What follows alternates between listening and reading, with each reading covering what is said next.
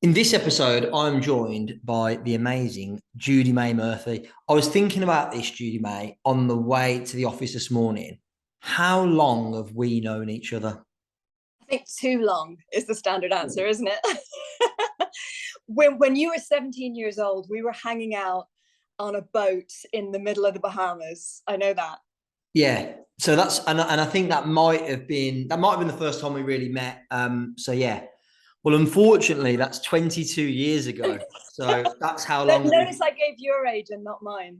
yeah. So we're just going to say 22 years we've known each other. So you've been, and by the way, for some context, we were hanging out on a boat in the Bahamas. Very cool to be doing that at 17 years of age with incredible people like the amazing Judy-May Murphy, of course. Um, we were at a Tony Robbins seminar. I believe it was Date with Destiny. Am I right? Yes, it was. I think. So look, you and I have been studying personal development a long time. So what would you say has been the most valuable lesson you've learned in your 20 plus years of studying personal development and, of course, teaching, training, coaching personal development as well? It's that the progress isn't linear, that you hear something and you're like, oh, yeah, that makes sense. I need to do that. And you go and you apply it, and it doesn't work the way you were expecting it to. The way that it sounded in your head, the way that it looked when you visualized it, it very rarely shows up in that perfect form first up. So learning how to be disappointed without feeling degraded or without feeling like you've got to stop. That was the biggest thing, that it's not going to be immediate, it's not going to be as shiny as it was in your head. And that doesn't mean that it's not working, because there's times where I've had to spend years going back and say doing healing work and letting go of all these great like financial strategies because I couldn't work them. It was like trying to run on two broken legs. It's like if you're not strong enough emotionally, if you're not strong enough to stay in the game and feel good while you're doing it, no strategy is going to work. So I'd say it was that, and not telling myself a story that somehow it wasn't working while I was doing those other layers of work. Yeah, and I think a big weakness, and if I'm being really blunt, something that pisses me off about the industry as a whole is that I think the way a lot of the influencers, superstars show up is they give the impression that progress is linear, and it isn't. They give the impression that you attend this seminar and you implement the strategy and bam, like all your dreams come true immediately. And after 20 plus years, we can tell you that's not the case. What I love to find out when I interview people on the podcast, when they speak on my stage, what I love to find out is like what have been those bumps, what have been the setbacks, what lessons did people learn from them? Because I think there's more value in those, and it also makes any content, any training, any information that's being shared a lot more relevant and relatable to the audience. And I'm sure we'll get into some of your setbacks and some examples of when progress for you has not been linear in this I conversation. think I think we can call that my low light reel. Yeah. Your low light reel, yeah. I want both the highlights and the low lights in this. And the interesting thing is as well, you were talking about like, a lot of household speakers. I'm actually the coach for a lot of those household name speakers. And they know it because it's not linear for them. They have huge setbacks themselves. So it's not like somehow they managed to avoid the bigger lessons. They've gone through them too. So everybody gets to be human in this. So basically, what you're saying, Judy-May, is we're all as fucked up as each other. That's it. I'm going higher.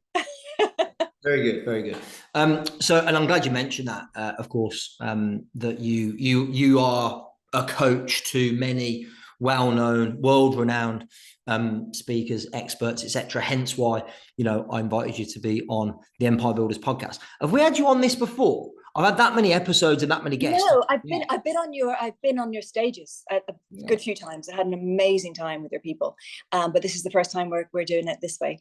Yeah, you actually spoke, I think it was either the first or the second Expert Empires event. Which was the one where I had just come in from Chicago and fallen off a Segway and broken my foot. That was one of them. And then the Yeah. other one, I think I was on as kind of a counterpoint to Grant Cardone. So Yeah. So that was the second. That yeah, was the second Expert Empires event with Grant. So yeah, we haven't had you on the podcast yet, I don't think. So I'm glad that we're putting that right today. Look, we'll cover a lot of ground, and there's so many things that you're amazing at. I think one of them, knowing you for many, many years, I think what you've done brilliantly that many coaches fail to do is you've managed to build your profile using the mainstream media. And so I'd love to talk a little bit about what coaches can do to build their profile using mainstream media, but also, people that are listening to this that aren't coaches, that have company brands, product brands, etc. Like, what's worked best for you? I know it's not just UK based as well. You've been featured in mainstream media outlets all over the world. Maybe share a little bit of what's worked well for you, maybe a little bit of what's working right now and how the climate might be different currently. And equally, what might work for somebody who's not ready yet for mainstream media exposure. Maybe they're not gunning to be on Oprah or This Morning with Holly and Phil or whatever. The Holly and Phil even still do This Morning? I'm so out of date with my daytime TV. I believe so. Yes, they do. I wouldn't know. I haven't watched it ever, so I wouldn't know. So yeah, let's talk about media and getting media exposure for entrepreneurs, business owners. Brilliant. Well, the great thing is that we know that you got to go where it's less busy. So if there's like a feeding frenzy over here for this particular thing, if you go to the place where it's less busy, you're going to get more attention. So we got to work out, what kind of attention do you need? Do you want the, hey, I'm going big, I'm shiny, soundbite, I know what I'm about kind of attention, in which case you go to TV because you get 3.5 minutes max, but it's very shiny. You get to do all your own social media of being in the green room and beside the host, and TV has that kind of edge to it.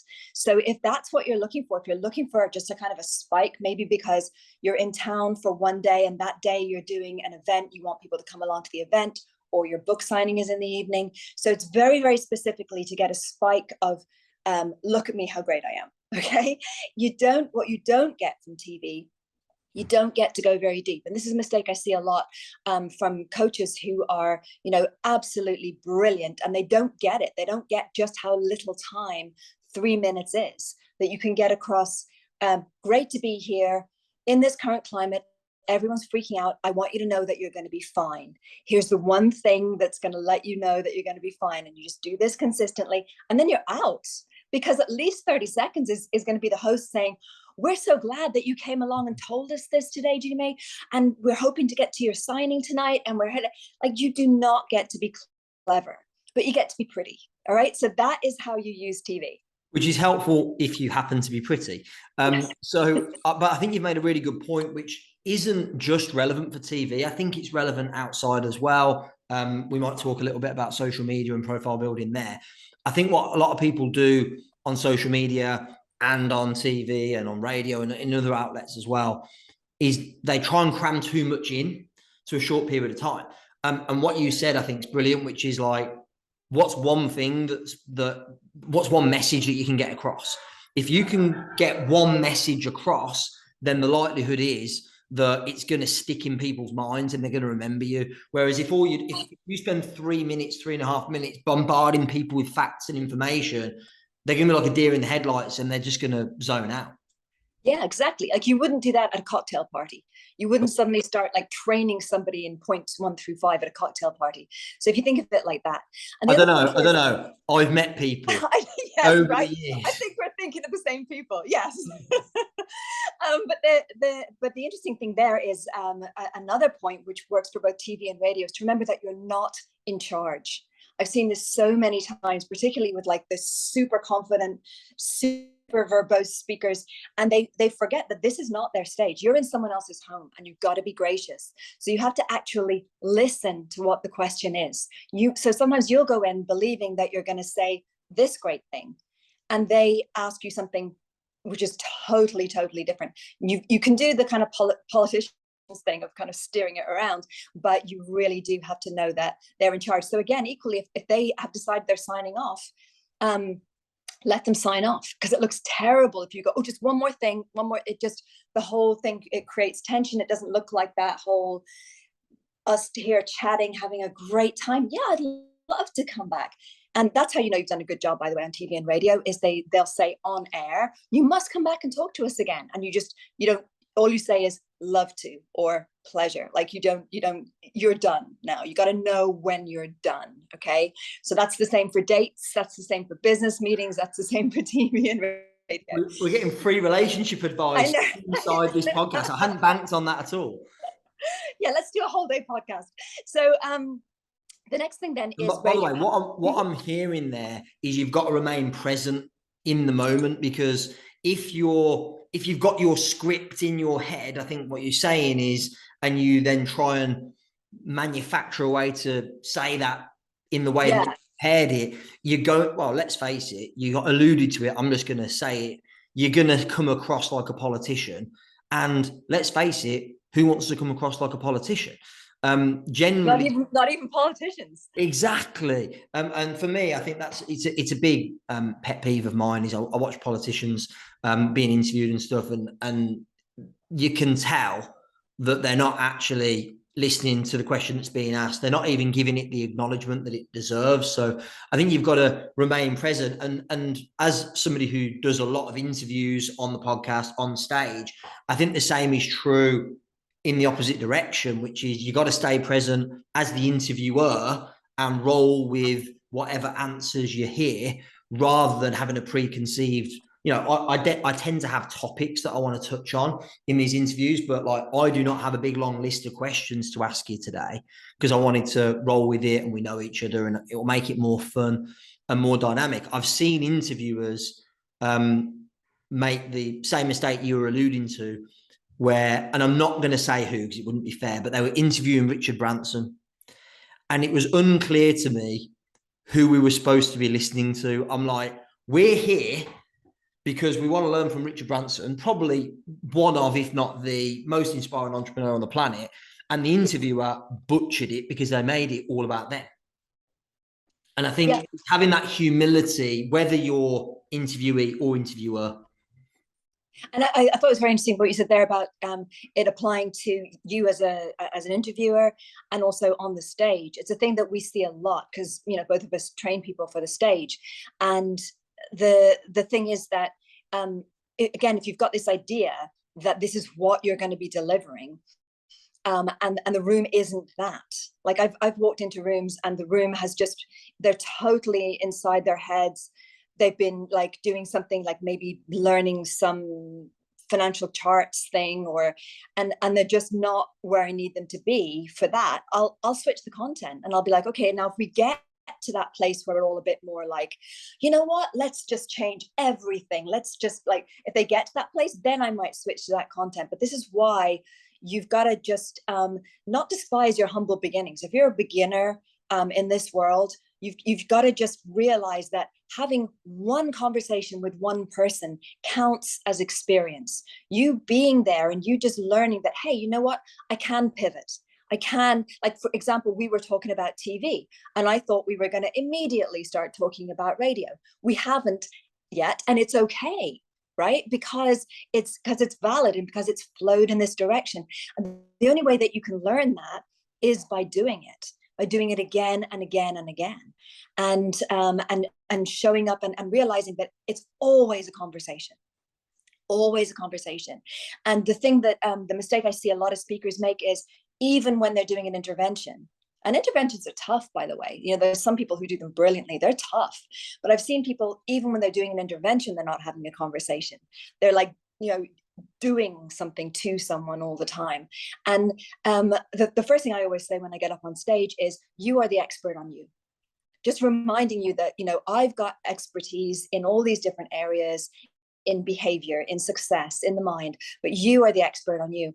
And when I'm saying that, I'm reminding myself as well that, I'm not in charge here. I'm not manipulating these people, because a lot of people with this industry, people are starting to feel manipulated. Why?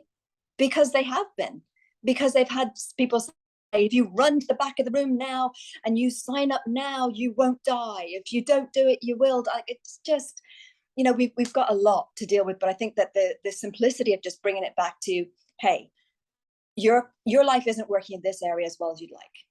Here's my ideas. If you want to come train with me, that's great. Otherwise, I really, really hope you find someone that works for you. And it's just practical. It's just a practical way to approach life. And I think that we really can overcomplicate everything. Massive tangent, all my fault. Away from media. But look, for me, this is where the most content rich and fascinating interviews come from. As a avid listener of podcasts as well, those are the ones that I most enjoy listening to. So we left with TV, great for a few minutes, look pretty, it's shiny, you need to keep it brief. Where can we go, or what can we do to find ways to go a little deeper in the media? So remember that when you do a TV show, doesn't just end up being a TV broadcast. It also ends up on the internet too. People say, oh, I'd much rather have something on YouTube. Yeah, but you know what? Your interview on TV is going to be on YouTube, and you're going to look a lot more successful. It's going to have credibility, because credibility is a big thing right now, because it's like we're bombarded with all these people. Who do we choose? Who's credible? And we're looking for signals all the time. We're looking for, what does the microphone look like, or what does the background look like, or what does how's the person dressed, or how's their energy, right? So we're always looking for those clues. If you've got like a, Good Morning, whatever the name of the place is you're doing the TV show, like that big logo shining in the background, that's credibility. So remember that you can use it yourself. The station will be using it themselves. So it's not like you're limited to just whoever was watching at that time. Also, on many TV shows, they repeat. So particularly in the United States, and even if you're based in the UK, Europe, you can go and do shows in the United States. I've done hundreds. And they'll show it like again at 4:00 in the afternoon, or again like late at night. So it's not just that you get a certain number of people and you're like, oh, those aren't my people anyway. It's shown again. The next thing then is radio. And the thing that you always want to do, by the way, is get your TV gig first, because once you're doing a certain TV show, then it's an absolute shoo-in to get on the radio. Because again, you've kind of like proven the level that you're playing at. So, if you get yourself on a TV show and then you phone a radio show and you say, yeah, I'm in town because I'm doing such and such a TV show. Even before you said what you're in doing, they want you. They want you to be on there. Now, why do you do radio when you've already done TV? Remember that a lot of radio stations these days, even BBC London that I do all the time, you're now like on camera as well. It used to be that my favorite thing about the radio was I didn't have to redo my makeup, right? I could just rock up whatever. But now you got to do the makeup. And the really cool thing about it though is you've got more time. So the way that you think about radio is you think about it as an 8-minute section. Now what you want to do is you always want to try and get yourself on in the first. It's like, you think of the clock, there's like quarter-hour sections, right? And you're on this one. And because it's like got like the news at the top of the hour, they usually tease or pre-frame what they're going to do later. And then they've got you, and then they've got like the weather. So you've got about 8 minutes. So 8 is better than 3.5 minutes. And you got to decide there and then that, the job is, first of all, to get them to trust you. Because again, if you just go straight in with your content, then I've got someone trying to make a call. I don't know if is that messing with you? Someone trying to call me? No, it's not. Okay, great. That's someone awesome in Australia, who I think we both know. So what we've got to do is we've got to realize that we're not trying to look clever yet. We will do that later. We will be very helpful later. What we're trying to do first is the question that they have in their head is, why should I listen to this person? Why should I believe this person? And interestingly, a lot of people think that the way to do it is to tell their story, to say, I did this, I've got this great big, you can't see it now because we're on radio, but I've got this great big Rolex watch, right? That doesn't work. The way that really works is if you show them that you get it, that you get life, that you get pain, that you get difficulty, and that you also get that it can be better. That's the best way. And also on radio, they like it to be current. They like it about today. So if you can find a story that's in the media, even if it's quite buried, and you say, oh my goodness, were you reading this? Did you read about this story? Or did you see about this story that happened? And this, someone saved a little baby from railway tracks. And then you say, yeah, goodness me, can you imagine in that moment, that mother, she thought she had all these other problems, that becomes the problem. And once you realize that if the people you love are okay, you can sort everything else out. Now people know who you are. So that's what I'd say about radio is, again, don't go in trying to teach first up. And certainly, and I have heard this, don't go in trying to sell. Don't go in just kind of mentioning all your events that you've got coming up and saying, but maybe late, someone I knew once, I actually had book coached this person into getting their book really well published. And then I offered, would you like some coaching around, going on the radio? And she was like, no, I'm fine. Someone told her that she needed to mention the name of her book 3 times in the first minute and a half. She didn't last 2 minutes. She was gone. They knew that she was there to sell. So they're very generous on radio because they have that little bit of extra time. And they will say something like, how can people hear about you? How can people get in contact with you? And the mistake people make there is they try and give everything. They bury people with, well, on Instagram, I'm this, and on TikTok, I'm this, and I'm this, and people have heard nothing. And so if you just say, this is my email address, or you can find me here, or I'm across all social media as this, then that's kind of an elegant way to do it. And then in the meantime, because you are the creature that you are, someone who's helpful, someone who's of service, someone who has got this way of teaching things, then you will end up teaching anyway. But you've got to keep the focus on, be a human first. That's usually pretty good life advice too, right? Yeah, exactly. And I think a lot of the advice that you've just given, of course, I run a lot of events. I'm thinking, how does that apply? And it's the same thing.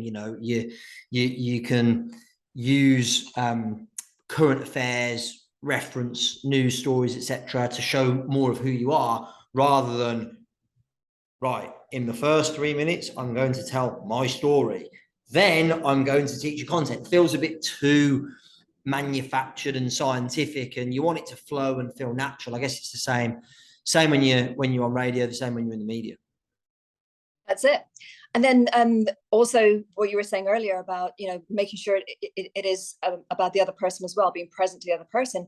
So if your host delights in something, let them run with it. They're making you look good. If they say, oh my gosh, that is so great what you just said, that reminds me of this. Or sometimes they've even said, okay, how do I get to do this? There's this wonderful woman on BBC called Jo Good.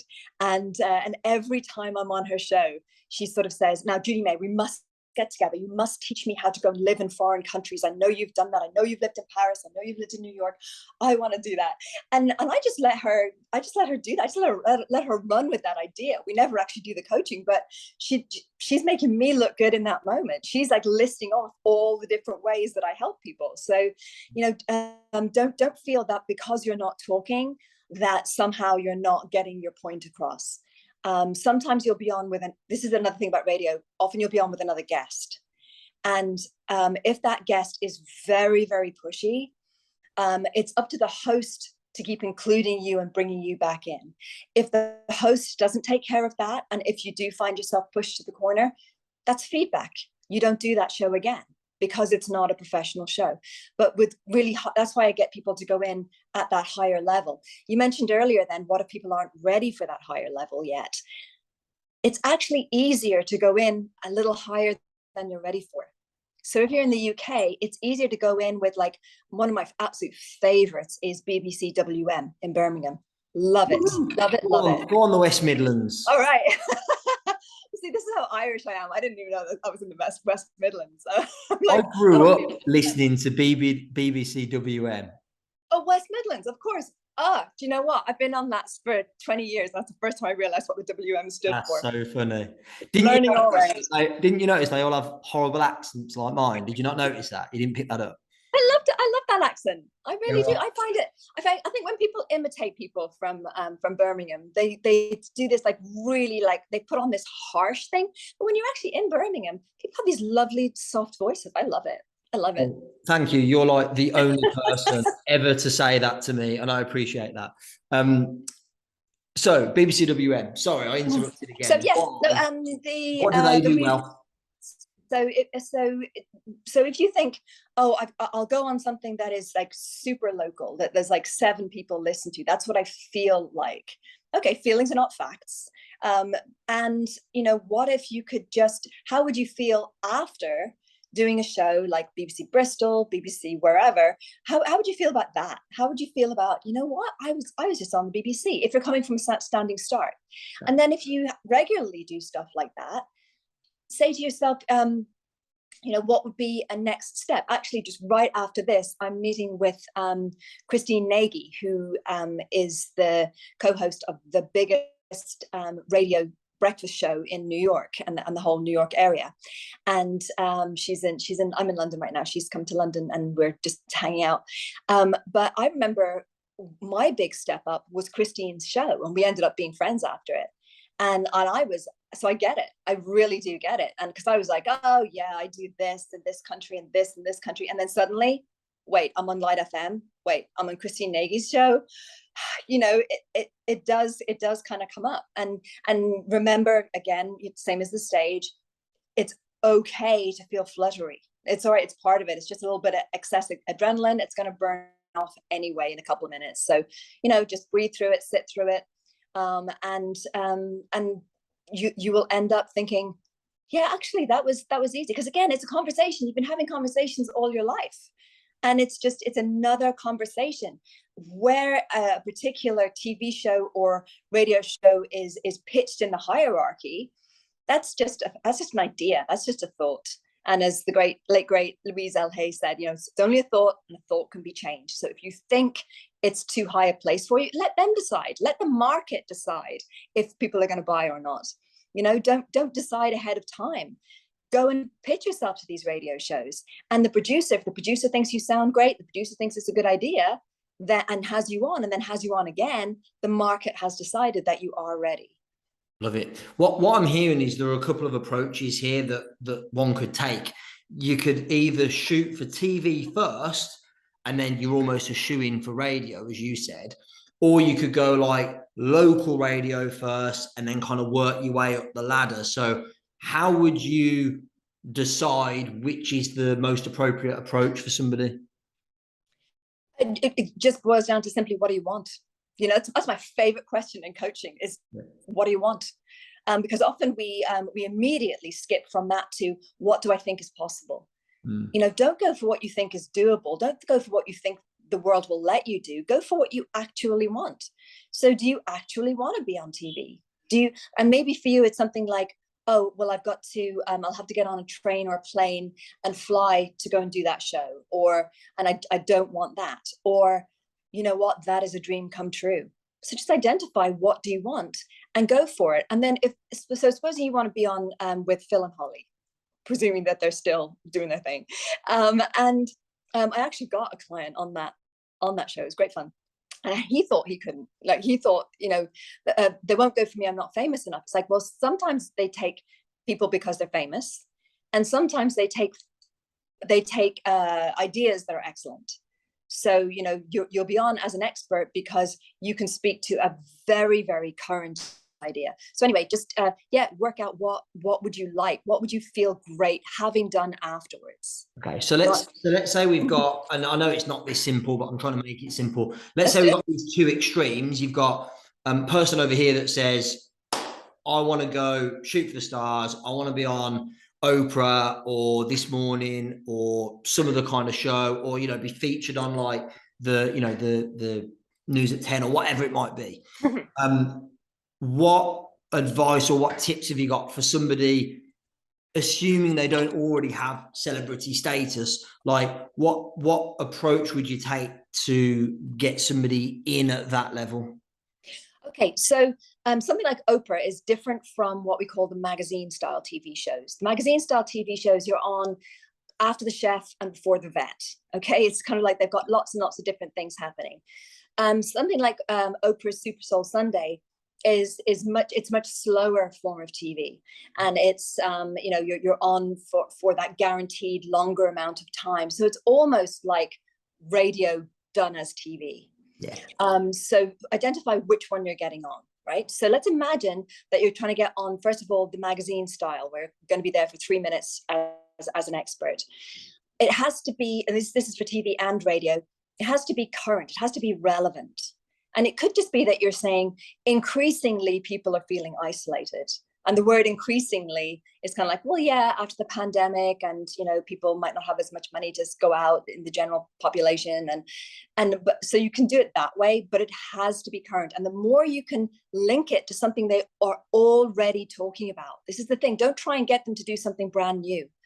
A lot of people are, they'll try and get on a show and they'll say, you've never had anyone on teaching people how to breathe.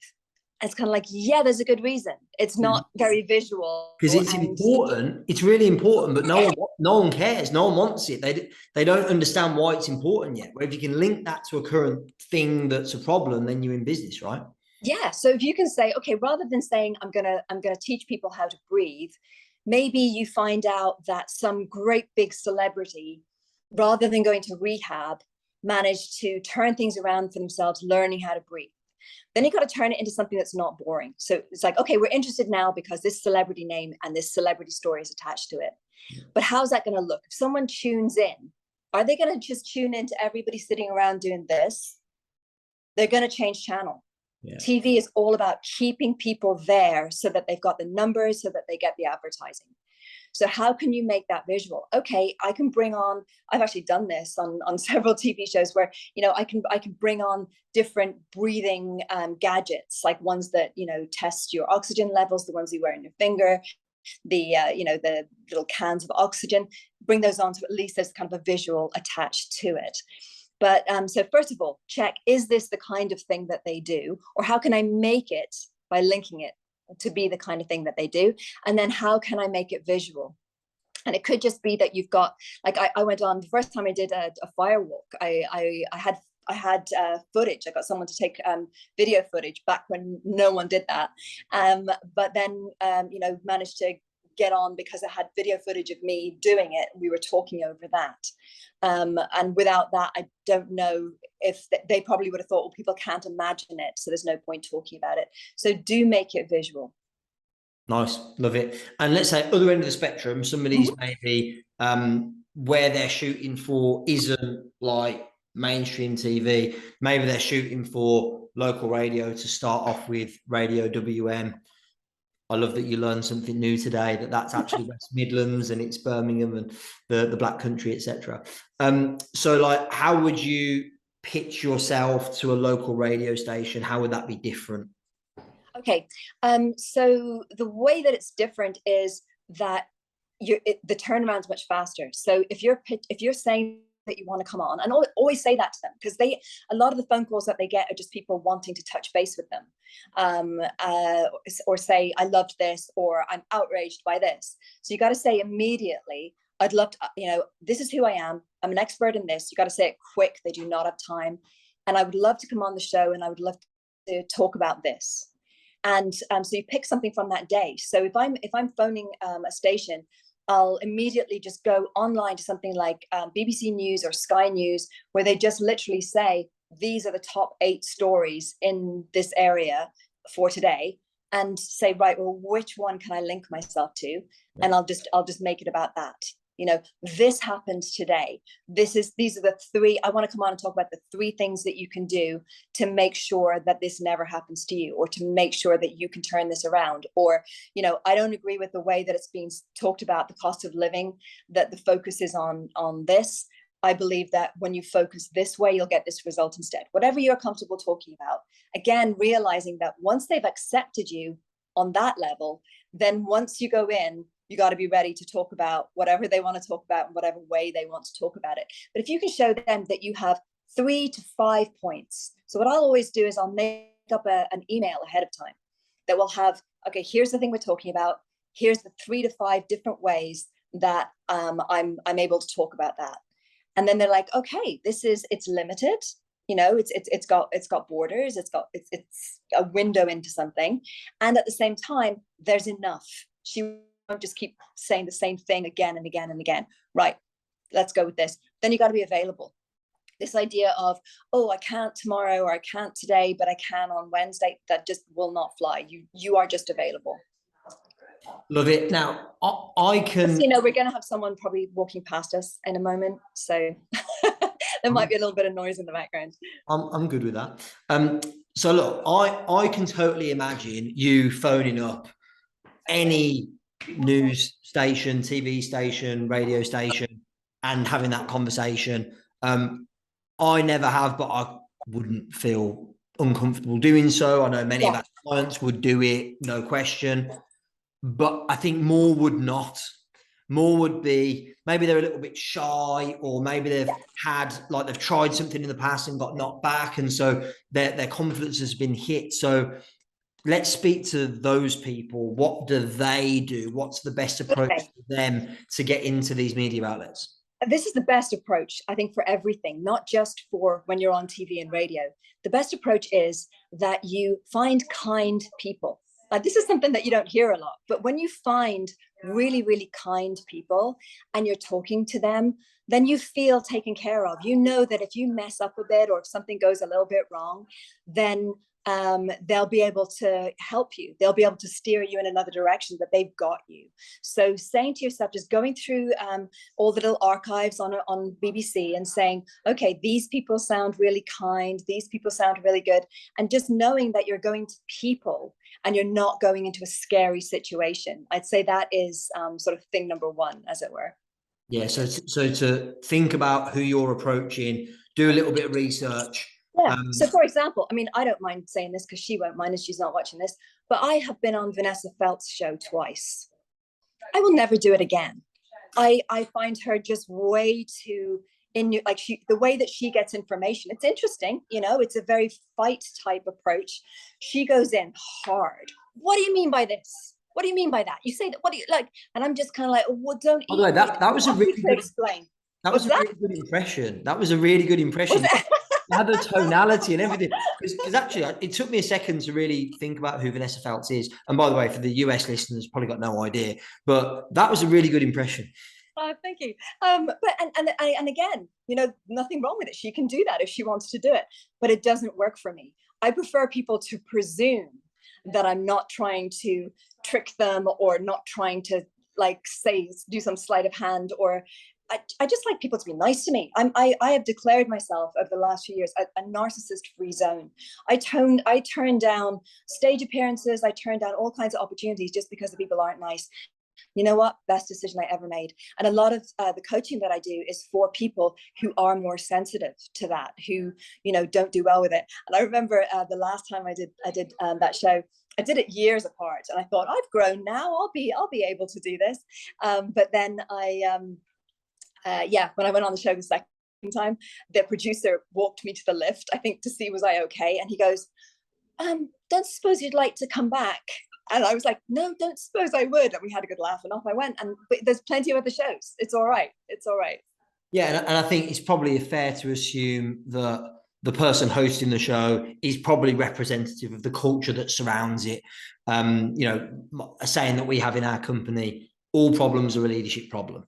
So if the host is warm and caring and loving and has a lot of those qualities, the chances are that the team around them will share those values. And so I think you're right. I think you can pick and choose who you're going to approach. It might feel a little bit less daunting to do that. I'm going to go further. The people that are super shy, the idea of picking up the phone to anybody that you don't know is almost death to them.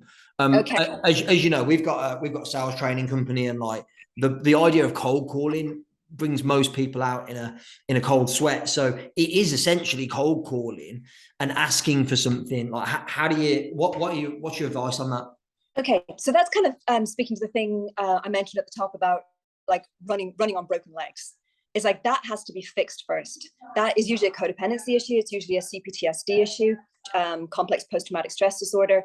The fact that in your childhood you were pushed back and pushed back and pushed down until you learned that there was something dangerous about putting yourself forward and asking for very reasonable things in a very reasonable way.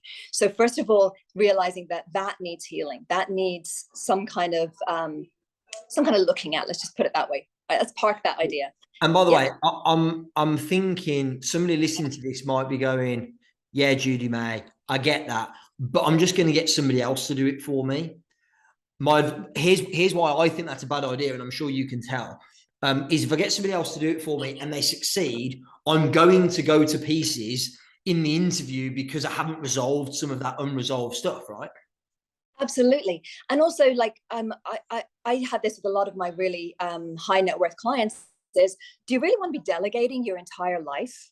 You know, they do things like they hire people to do everything. It's like, well, no, you get to do life. By the way, those people talking, are they a little bit much? Do you want me to get them to calm down, or will we stick here? We're all right? Okay, good. You're loud enough, don't worry. Okay, good stuff. But also realizing that you're not really asking them for something. It's reciprocal. They get to say no, thank you. They get to say that's not for us, thank you. And then you're like, okay, well, I'll have another idea. But often if they like the idea, but they've already done something like it, or it's not quite for them, then they'll say something like, oh, do you have any other ideas? And that's when you make sure you got another idea in your back pocket. So realize that it's not the world doing you a favor. That used to be my mindset was, if somebody hired me, they were doing a big favor. If someone gave me an opportunity to speak on stage, oh my God, thank you, thank you, thank you. I was like, sometimes I was being overly grateful for crumbs, like particularly in love relationships. And so you've got to remember that, no, they can't do the radio show without guests. And so you're giving to them. So this is what you need to do, is you need to just start looking at, where else in my life am I thinking that I'm not giving value? Where am I not recognizing that I'm a gift to this world? And if you were treated in childhood like you were the opposite of a gift, that you were a burden, you were a nuisance, you were something to be ignored, then that's going to go pretty deep. But the great thing is, and I know this personally, that it's healable, and you can heal it two ways. First of all, by looking at that stuff first and doing that work, and that's particular workshops and particular coachings, maybe even might end up being something to do with psychology, and meeting it from the other end, which is going in there and say doing those stage appearances and doing the radio and thinking, oh, you know what, a lot of people really got a lot from that. They said thank you. So we make sure we work both ends of that. Yeah, I think that's very insightful, and I also believe that everyone is a work in progress. Like, we all have these things. There's so much of what you said that relates directly to my beliefs and attitudes around sales. It's like, I believe that selling is serving. Assuming you've got a product or a service that actually helps people and makes a difference, which will make the assumption that's the case. I don't think anybody believes they have a really crappy product or service. Like, they run a business because they want to make impact and make a difference. Assuming that's the case, being good at sales and communicating the sales message is simply a vehicle to serve. Being good at getting into the media, whether that's on local radio or national radio or huge, international media appearances on TV, all of that is a vehicle to serve. And if you believe that you've got something of value, then it's your duty to do a good job of getting it out there into the world. Absolutely. And this, to add something else onto that the next stage then, because there's a lot of people now who have a lot to offer. Like back when we started out, anytime we said anything, anytime you introduced an idea about limiting beliefs, an idea about goal setting, it was brand new and wow. And now, thank goodness, there are just so many people who that's their normal. They can talk about that, they are living that, and that's fantastic. So we do need to make sure that we're constantly, as Stephen Covey would have it, like sharpening the saw. and making sure that, you know, what we knew last year and what we were sharing with people last year, that it's completely new. A lot of people know about me that I studied for the first 4 hours of every single day. I'm reading and I'm looking at speeches and I'm dissecting things, and I'm doing that deeper work so that I will always have something new to say. I'll always have a new way to bring someone somewhere faster. And so, you know, for you, it might be something like, okay, I suppose someone is shy, as you say, and they say, right, I want to, I always feel like I'm saying too much, and I should let other people take more platform. Just go and listen to Gary Vaynerchuk. And after you've listened to Gary for an hour, you'll realize there is no way on earth that I can overtalk. Like, you know, he kind of just moves the bar. Yeah. He's great for that. Same thing when you look at Grant Cardone. If you feel like, oh, I'm a little bit too heavy-handed there in presuming the sale. I mean, what does Grant picks up the phone and says, hello, what's your credit card number? You know, I mean, just look at the people who are excellent on the other end of it. Like the people who are quieter, let's look at what that is. Why? It's because they're conscientious, because they don't want to hurt people by their experience. Then the people who are at the other end, they're not focused on, I don't want to hurt people, I don't want to bore people, I don't want to mislead people. They're underly conscientious. But the great thing is that they teach us that that's okay, because the people who are coming to them, they get to choose. You know, again, it's about the market deciding. And it just creates this space of, yeah, you know what? I don't have to be quite so self-conscious. I don't have to be quite so careful. I used to be very careful with, has everyone got that?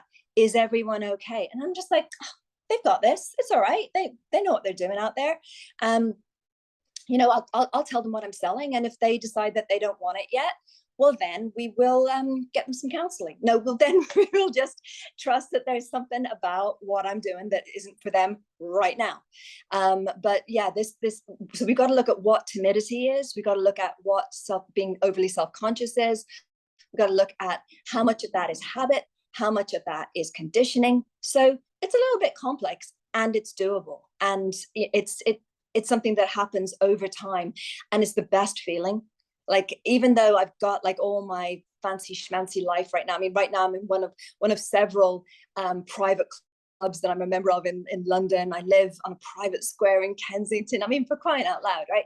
But I tell you, the best feeling is I know that anyone can come up to me and say anything, and I will not be upset, and I will have a response, whether that response is a witty comeback, which hopefully it usually is, or if it's just, this is not safe, I'm walking away. I will be safe. I will have a good response. I will feel proud of myself. I'll take responsibility. I won't make it about them. Whereas before it was like anyone said anything, and I'd be like back under the duvet crying for hours. So that is honestly my biggest success in the world, is how I've changed who I am when it comes to feeling like it's too much, I'm too much, what can I do, what can I not do, am I in trouble, am I a burden, am I just cutting through that and living from a place of, I have as much right to be here as anyone else on the planet. Love it. There's one area that I feel like we have neglected, and I'm not sure how different it might be. There might be people that have no desire to be on TV, no desire to be on radio, but they do have a desire to get the message out. And one way they could do that is through print media.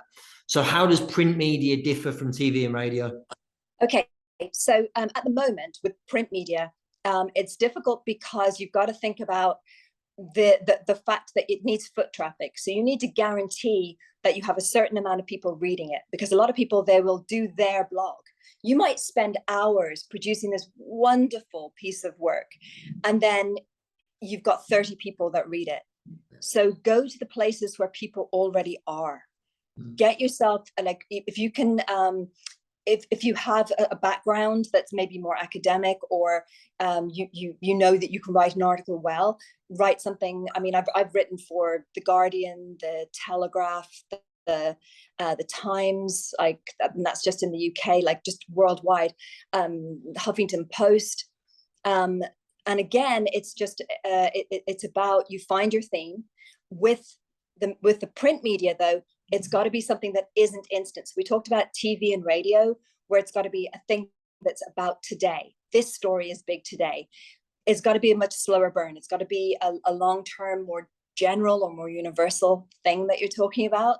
Something that if someone picks up the paper, or goes on the website 3 months from now, because a lot of times people are actually just deep diving into the archives, that it will still be relevant. Well, I guess if you think about it, in the time it takes for you to write the article, for it to be published and then consumed, I mean, in some cases you might be writing for something that's only that's only issued monthly, in which case you want something that's relevant for a period of time, rather than something that's relevant right here, right now, today. It's interesting how the messaging does have to be completely different depending on what platform you're using, and then just making sure always that it matches to what you want. So you're not going on talking about how to discipline your kids when you're trying to sell a product that is about managing finances, for example. Within that, then if you feel like, oh, I don't have that skill, and a lot of people don't, and they don't know they don't have that skill. It's a very particular skill.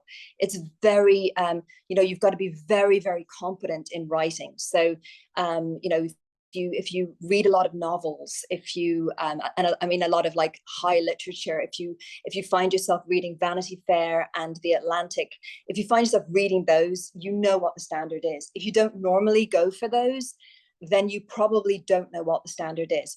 However, all is not lost. What we do for that then is you find someone who does it already, right? We are our who being bigger than our how, and we find that person and we say, I have this idea for an article. Would you like to interview me for it? Now, they might not make the entire article about you. Normally, they take 3 different experts and they take little sound bites. I've got a few people around the world who do that, and it's great because I'll literally get a little message from someone saying, "I'm doing an article on this. Have you got anything to say?" Hello, yes, of course. I will just, I'll just pick up my voice recorder and I will just literally say something that I know she can chop up into little bits. And then I'll just say, if you need more or different, just get back to me. And but then it appears. I don't even see it. I'm not like, oh, did that come out yet? Because what you want to get to a point where it's just what you do all the time. I don't post about it on social media. It's a thing that is, sometimes I do, but usually it's a thing that's done. It's in the background. It's working.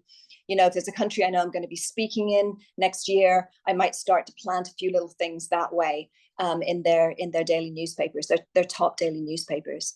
Amazing. I've learned loads from this interview. It's been incredibly valuable for me. I'm sure our listeners would agree. By the way, the favorite thing I've heard out of everything, there's been loads, was what you shared about going on a TV show and being an expert on breathing. And I think that the same is probably true for the print media, for the radio. It's like the thing that you do isn't necessarily interesting to the media or to the audience. And I see this all the time. The amount of people we work with, you've been in the industry a long time as I have, who are life coaches, motivational speakers, business coaches, etc., marketing agencies. And you go, there's so many of them.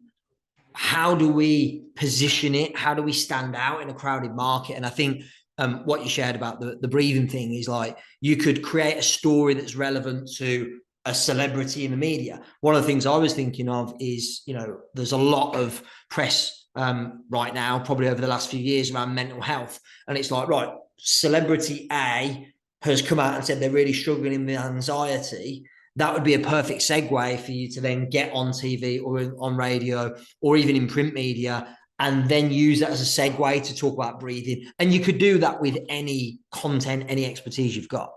And the phrase for that is infotainment. Yeah. A lot of people will do the info, but they won't do the entertainment part of it. So, and some people will just do the entertainment part and they won't give any good information. So just remember that phrase, infotainment. That's what you're all about. Amazing. Judy-May Murphy, it's always a pleasure to talk to you. We could literally talk for days, but I'm really conscious and respectful of your time. If one of our listeners, I'm sure many of our listeners, want to reach out, want to learn more about how they can learn more from you about getting in the media, etc. I know you've got a lot of books, courses, etc. Where's the best place? yeah, we've got a couple of live things coming up in London, trainings in September. So info at Judy-May, JUDYMAY.TV is the best place. And any questions at all. We love questions. Amazing. So email to info@judymay.tv. What'd be great is send me the dates and some links and stuff to the stuff that's in London. A lot of our listeners, of course, are UK based, London based, and we'll drop them in the show notes on the podcast. Fantastic. It's been great, Nick, as always. Amazing. Look forward to seeing you soon. Thanks a lot.